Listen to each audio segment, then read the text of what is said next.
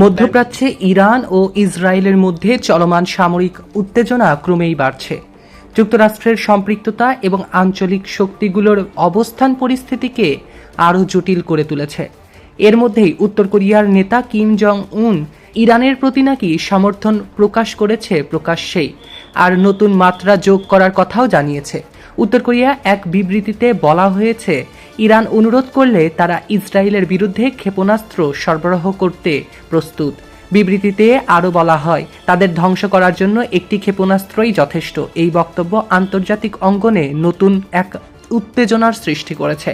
এদিকে Israel defence system IDF জানিয়েছে, তারা রাতভর তেহরানে নতুন করে হামলা চালিয়েছে। মার্কিন সামরিক সূত্রের দাবি, অভিযান শুরুর পর থেকে ইরানে 1250টিরও বেশি লক্ষ্যবস্তুতে আঘাত হানা হয়েছে। অন্যদিকে সংঘাতের মধ্যে ইরানের নিহত মার্কিন সেনার সংখ্যা বেড়ে 6 জনে দাঁড়িয়েছে বলে জানা গিয়েছে। তবে এ বিষয়ে এখনও বাস্তবিত কোনো তথ্য পাওয়া যায়নি। এদিকে রিয়াদে অবস্থিত মার্কিন দূতাবাস লক্ষ্য করে 2টি ড্রোন হামলার দাবি করেছে ইরান। তবে এতে হতাহত বা ক্ষয়ক্ষতির বিষয়ে এখনও আনুষ্ঠানিক কোনো নিশ্চয়তা তথ্য পাওয়া যায়নি। পাশাপাশি ইরানের বিপ্লবী গার্ড কর্পস দাবি করেছে, তারা দুবাইয়ের একটি এলাকায় হামলা চালিয়েছে যেখানে মার্কিন সেনারা অবস্থান করছিল।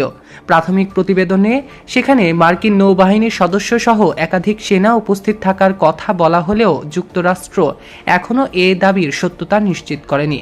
ক্রমবর্ধমান এই পাল্টাপাল্টি অবস্থান ও কড়া বক্তব্যে পরিস্থিতি দ্রুত জটিল হয়ে উঠেছে। তবে উত্তেজনা প্রশমনের কোনো লক্ষণই দেখতে পাচ্ছে না বিশ্বের অনেক ক্ষমতাধর ব্যক্তিত্ব।